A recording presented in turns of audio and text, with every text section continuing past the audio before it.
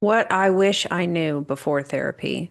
I thought therapy would fix me, and I was wrong. And honestly, I almost quit after the first couple of sessions. Yeah, and it's not that we're anti-therapy. It's just that nobody prepares you for how messy therapy is in the beginning. Exactly. Hey everyone, welcome back to the Touch My Health podcast. My name's Matt. I'm Katie. Today we're talking about what we wish we knew before therapy. Therapy isn't just a quick fix, first off. It's, not something that um, is just going to help fix you right away. No, And I went in expecting like, solutions, and I'm going to go and I'm going to be healed. you're healed. You're healed. But what I got was a lot of reflection and a lot of uncomfortable questions, Hmm. some anger and, silence. A lot of So uncomfortable questions for a sure. lot of times where you leave the session feeling worse than when you went in. Yeah. And I expected a quick fix too, and that's what therapy really was on the outside. For me is I expected to walk into the doctor's office and Them just tell you what's wrong. them tell me what's wrong and then give me tools to fix myself, and in a week I'd be better. And that's just not the case. I mean, it is a slow process. You go and for me, I went to multiple sessions and it's not linear. It takes a lot of progress and a lot of showing up for yourself daily. Yeah, it healing does not follow a straight line. It's hills and valleys, and it's like a roller coaster. Oh my God, You yeah. you don't know when you're going to do the next loop de loop. Mm-hmm. And um Yeah. sometimes it can make you, like I said, feel worse than when you started. I know I felt a lot of anger afterwards. I would feel a lot of anger and frustration with myself because I would realize that it was me that allowed things to happen. I can't control somebody else, but I can control what I do. And I allowed myself to be in situations that I should have left, and I allowed myself to be taken advantage of and manipulated, and I allowed myself to make poor choices. And so You that put was yourself in that position. yeah, I had a lot of anger coming out of a lot of sessions. What do you think you felt coming out of your sessions? What emotion did you feel most? The most was relief for me. I had to talk about a lot of my past, a lot of my history of abuse, child abuse, being hit, being punched, my mother going to jail for hitting me, and abusing me. And therapy really gave me a platform to talk about it. And in the moment, I would be angry. I would be, reliving and rehashing that Yeah. moment or those moments in time. And so I would get worked up, like on one of our other podcasts, when we were talking about my past trauma. My ears get red, and I just really would get super emotional. And then after the hour session was over, I would feel a sense of relief. And it was better for me after talking about it because so many times I just held those emotions in and never talked to anybody about it. I kept it hidden a lot. So you felt more relief afterwards. Oh yeah.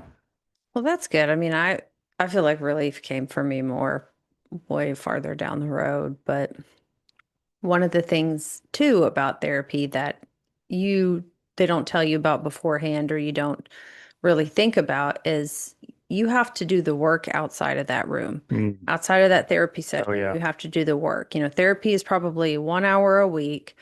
unless you go multiple times. But, your healing is what happens in the other 167 hours. It's not just I go once for an hour and then, okay, I can just go on behaving and living my life like how I used to before.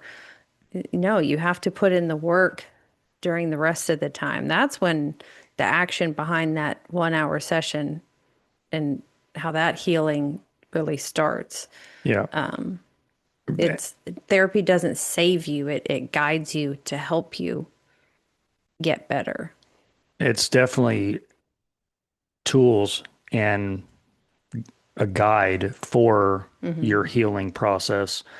Follow the yellow brick road. Follow the yellow brick road. you gotta use those tools that you're given. And if you're given a platform to talk about your past traumas and that, then you follow the road to healing. And what a lot of that is showing up for yourself. It's not just basking in your depression and Just living. saying you're going to therapy to say it. Yeah, and like you said, just going on living the same way. You've got to show up for yourself when you don't want to show up. You've got to push yourself. And that's the only way that you're going to grow and get better, is if you continuously make progress. And there's different types of tools and things that you can use in therapy. And depending on what you're going for, Mm. the therapist should tell you, well, we can, use this kind of strategy or tactic or, tell you do this. Because there are some therapies where people just want to go sit and talk. They just want to talk. I know me personally, I was like, I want homework. It's probably the only time I've ever said I want homework Right. because I wanted actionable things to do to be able to really get to, I was like, I just, when I started therapy, I was at a point in my life where I just said to myself, self, you need to figure yourself out. Like something's wrong. You Mm. keep winding up in these situations that you know you shouldn't be in and then making bad choices and and like you need to figure this out Yep. now. So therapy gave me tools, but I, I had to build the damn house myself. I had to Yeah. do it. 100%. And you've got to be okay with, sitting in those emotions and talking about those emotions, crying in the car. Uh, I would try so hard not to cry during therapy that sometimes he would just look at me and be like, "You seem like like yeah. and I'd just be like, "Woo!" It's okay to cry. I mean, I'd that's, call you afterwards and I'd be crying and you'd just yeah. listen to me. Hmm. But like, did you have anyone to call afterwards when you went, or No, like no, you didn't have anyone to kind of help talk? I mean, no, I was single. except for when you were in marriage counseling, because you kind of went to two different types of counseling. I did. Like I mentioned, you went to personal therapy and then, Marriage counseling mhm. was for about a year. So marriage counseling actually turned into a joke for me, but because it was not, we weren't talking about any problems or talking to, like, maybe the first two sessions we talked about the problems we were having, and then it just became where wasn't, we weren't talking about really anything Was it just core. like a bitch session, like Kind a just of. shit on each other session? Like he does this, she does that. Yeah, and then after about 4 or 5 sessions, it was like, okay, well, no, everything's going great, everything's fine. So with marriage counseling, it really didn't do a whole lot, but clearly, I mean, I'm divorced, but for my personal therapy, I ended up switching therapists 2 or 3 different times because I just didn't feel like they were a good fit. Oh, Yeah, really? I had a therapist for a couple few months, and I just really didn't feel like I was getting what I needed out of it.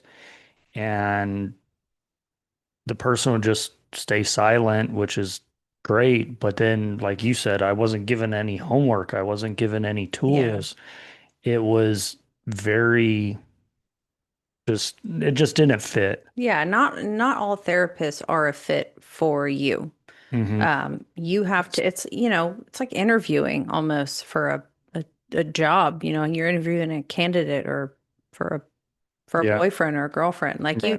just because you go doesn't mean the first person you go to is going to be the therapist that's right for you. You have to really feel it out. And if you don't, if you're like, I'm not really vibing with this person or I don't feel like I'm getting what I need, don't people please in therapy and then stay in there. I don't want to hurt their feelings. Like they see a lot of people. I'm sure you're not going to hurt their feelings and you're not there to cater to their feelings. You're there for therapy for yourself and your own feelings. So true. And I mean, I say people please, but I'm not as bad as I used to be, but I was way worse. And I was very thankful and I was very fortunate that literally the first person I went to, I, I felt like, okay, this will be good for me. And so he was the therapist I stayed with for, a long time. But I can only imagine if like I didn't feel that way Yeah. in my people pleasing era. I may have been like that at first, but um Almost right away. It's like yeah. it is like you said it's like the first date. Um, you feel that person's emotions and you know whether they're asking you the right question or not. And when I switched therapists, actually the third therapist that I went to You just was ran through them, yeah. huh? Well, we moved from Arizona to Texas. And when I moved to Texas, is when we got divorced and I started going to therapy on my own. I was just And gonna ask you what made you go to therapy, your personal therapy, not your uh, marriage count but like your personal therapy. What made you start like going? I knew that I needed to get better and I didn't know how. I knew that I needed to be better for myself, be better for my daughter. And I didn't know how to do that. Um, Clearly, I wasn't good at communicating. I wasn't a great husband. I wasn't doing, I just felt like I wasn't reaching my potential and I didn't know how to fix myself. And when, you're sick, you go to the doctor and they give you tools and medicine, whatever. Well, therapy and mental health is the same damn way. And I didn't know how to fix me. So I went and seeked out therapy. And the last lady that I went to actually gave me enough tools where I felt like I outgrew therapy and was able to learn how to communicate, tell people in the moment how I'm feeling. Really, that was the biggest thing for me was holding in emotion. So that's really great though and awesome that you recognized that and went on your own and it wasn't like a push from something or an event that happened that made you do it because I feel like a lot of men, specifically men, just are not as big into Yeah, therapy and it's an recognizing that they have, like you said, like recognizing that they need to get better. Like they are not great. Well, it's a blow to your ego as a man to admit that you're not perfect, and that you need help. And a lot of times it's hard to admit that. And what kind of pushed me is I felt myself being depressed and I felt myself being more sad than ever and more sad than normal. And I'm usually not a sad person. I'm usually very, Yeah, positive and happy-go-lucky and positive yeah. and And I felt like I just was not me. And when I went to therapy, I felt better. And then I was given tools to grow. And that's what I said. I felt like I had gotten enough out of therapy and I don't go to therapy now because I feel like I'm not perfect, but I felt like I got enough out of therapy and I was done talking about my past. And that's how I kind of stopped and started just healing on my own, using the tools that were given. Yeah, I wouldn't say you healed on your own. You were given tools and Yeah.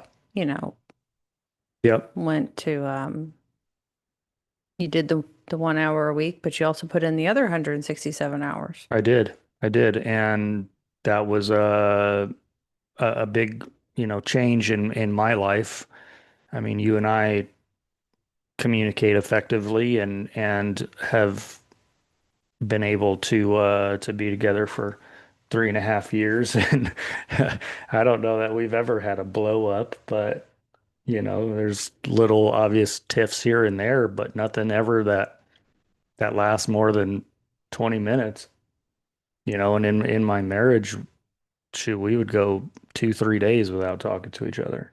Yeah, I've been there, done that, And that's the biggest thing, is showing up for yourself and putting in the work to get better. Yeah. And also realizing you don't have to be perfect in the process. You're going to have a lot of realizations and aha moments or Hmm. hard times, hard things to swallow, acknowledge. So it's okay to cry, get mad, Hmm. take breaks, Yeah, or also to have someone to. I mean, I was thankful I had you to call and cry and kind of, I wouldn't say vent because there was no venting. It was just being more upset and frustrated with myself. Um, yeah, you vented more to your therapist than to me. yeah, yeah. I was like, I need professional help. Hmm. But what if you could say one thing, like your biggest takeaway from therapy that you can remember? Um, what would you say is your one biggest takeaway from therapy That it's okay to go. And my biggest takeaway was for learning, you? yep, for me was learning how to communicate my feelings in the moment when it happens, how I'm feeling. Um, like last night, I let you know that I was frustrated at dinner time, over something that I probably in the past, not probably, I would have just sat there and stewed over it and been mad. And in the And just been like passive aggressive and stuff? No, I didn't ever do the passive aggressive, but Petty. I would hold in, yeah, I would definitely be petty.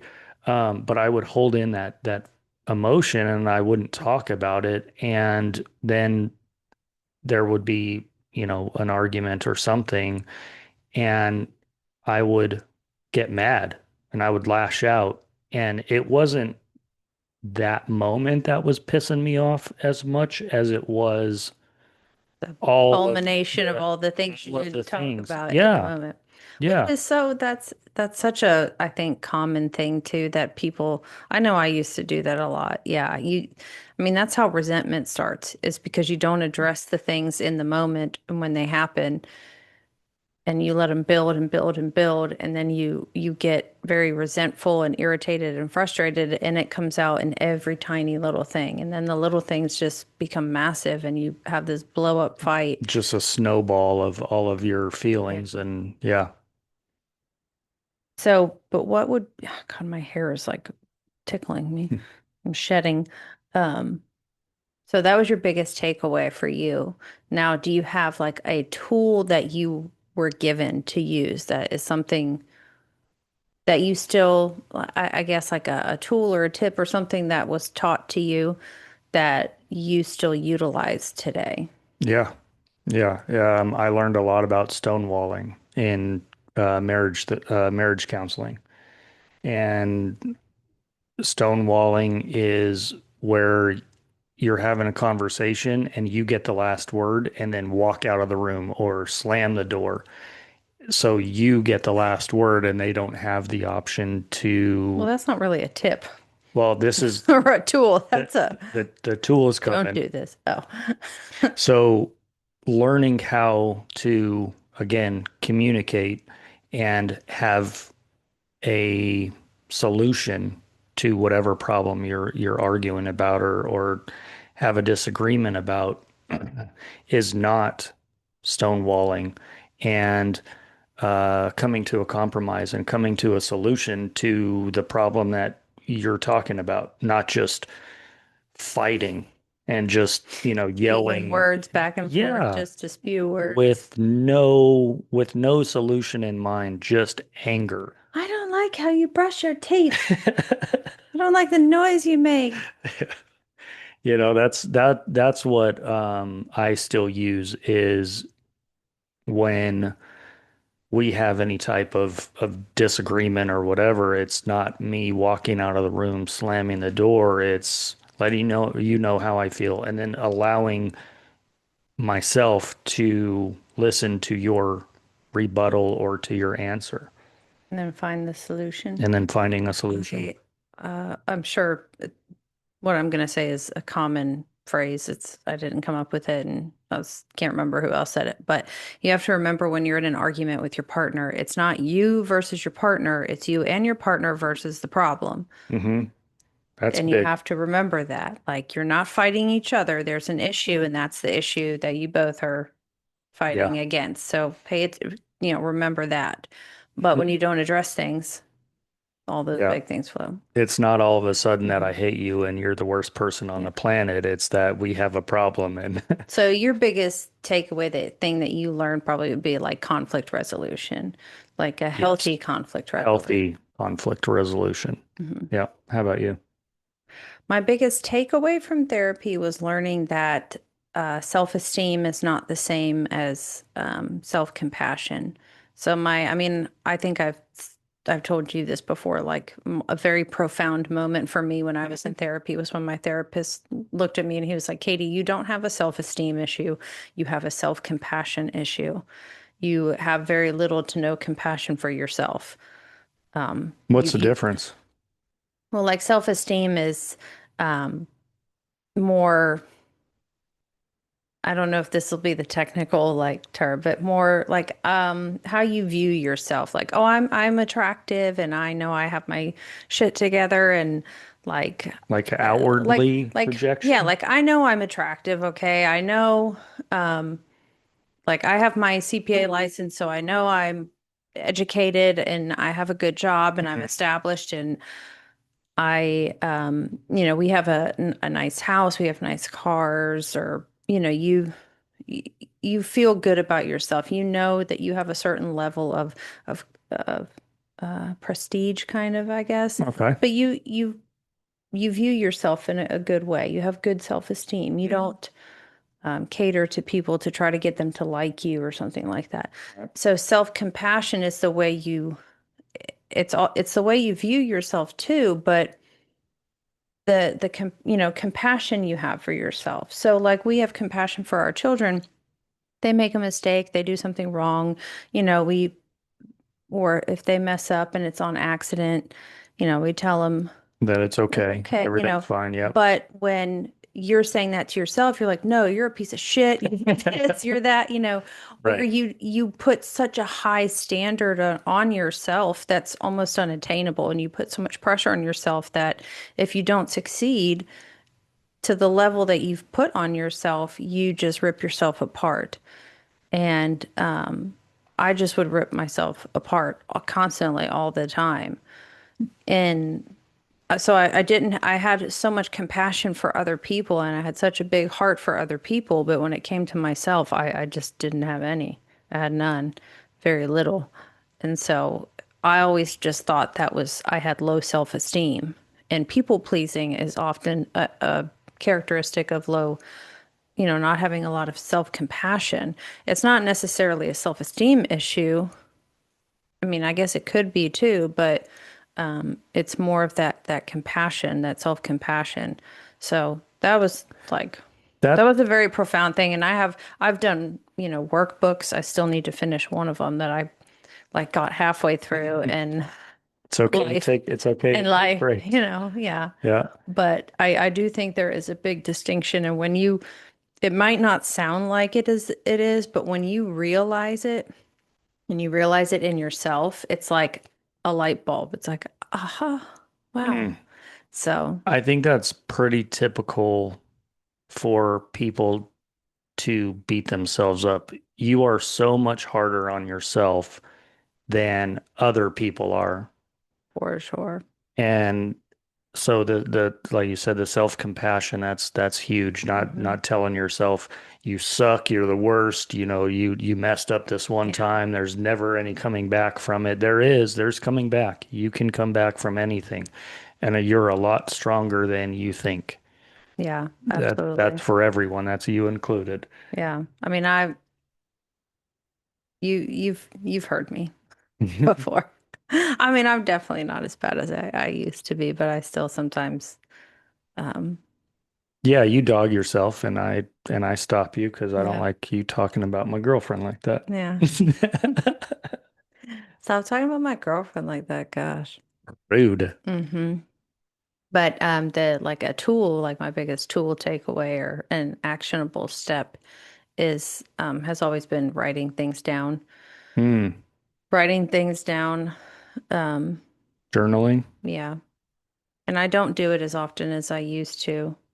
And I like I know I'm at that point now where I think I want to go back to, I've told you this before, like go start going back to therapy and doing those things that I did because we're starting to get really busy and life is getting busy and things are happening and I can like feel myself on the ed on that edge and I'm like, wait, nope, I need to go back and come off the ledge a little bit.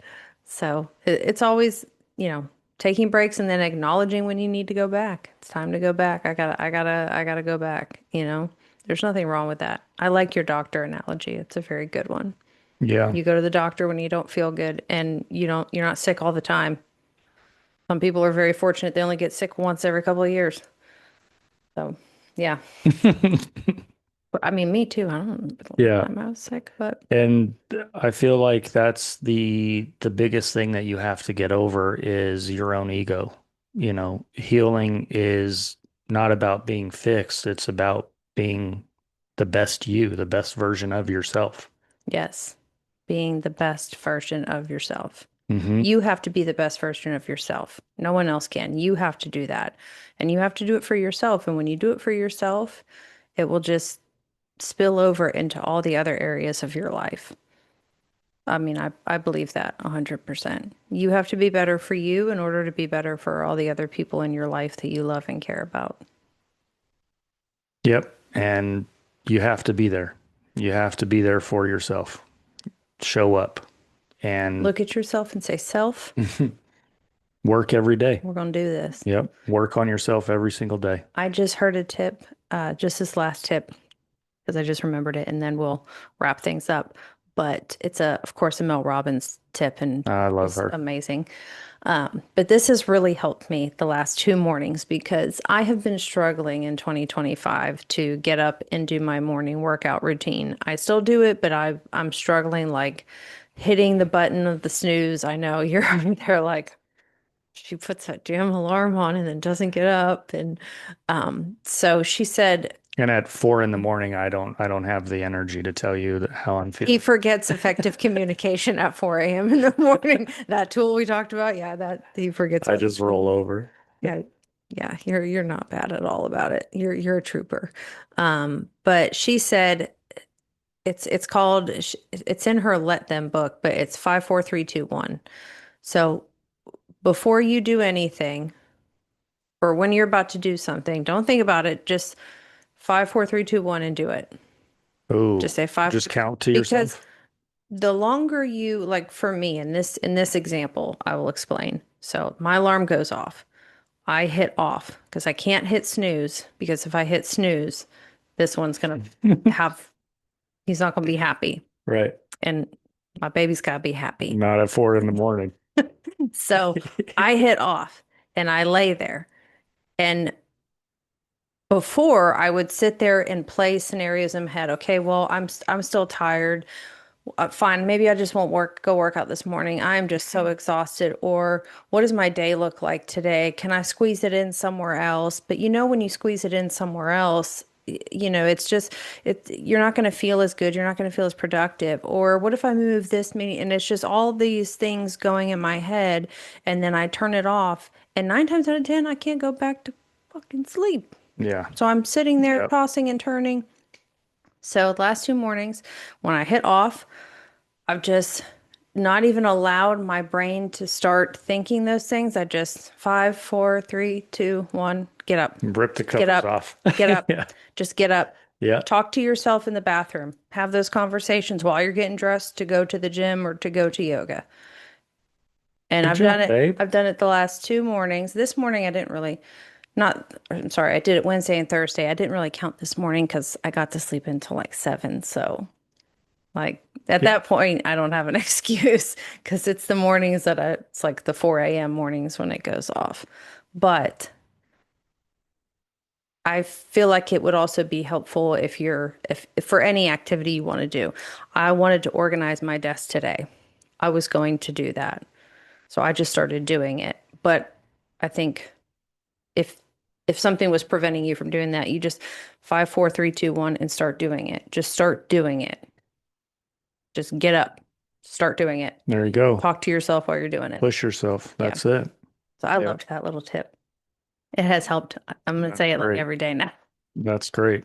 It's a good tip, and Mel Robbins is so good. If you guys don't know who Mel Robbins is, Yeah, you have she's to. she's a mental health just advocate and is so great, and it gives a lot of encouraging words. And the let them theory is fantastic because you can't control what other people will do. You can only control what you do and how you Hmm. respond to them, Yeah, whoever them is. And it's, I it's mean, a good it's book it's great. for sure. Yeah. Okay, well, I think that who says that? That's all, folk. The With Ninja that, Turtles. no, who says that's all, Badia, folk? badia, badia. That's all, Who folks. says that? Porky Pig. Oh, okay. I knew it was Looney Tunes. I just couldn't. That's all, folks. Oh, see you guys next time on the Touch My Health podcast. Bye. Okay, bye. Are you looking for a brand that supports mental health? Find the Good brand. With Find the Good brand, they give back 10% of their profits to Mental Health America, which is a nonprofit organization dedicated to promoting mental health and well being right here in the United States. When you go to findthegoodbrand.com, use code TouchMyHealth and you'll get 10% off your next order. With Find the Good brand, they remind you to find the good. It's everywhere. Thank you for joining us today. If you learned something and our stories resonate with you, subscribe to our podcast. That's a zero-cost way to support our channel. You can also follow us on Spotify, Instagram, and TikTok. They're linked in the description of the episode. We'd love for you to put any questions, comments, or suggestions for future episodes in the comment section on YouTube. We'll read them all. Again, thanks for joining us. We really appreciate your interest. And as always, we remind you to be the best version of yourself. See you next time on the Touch My Health podcast.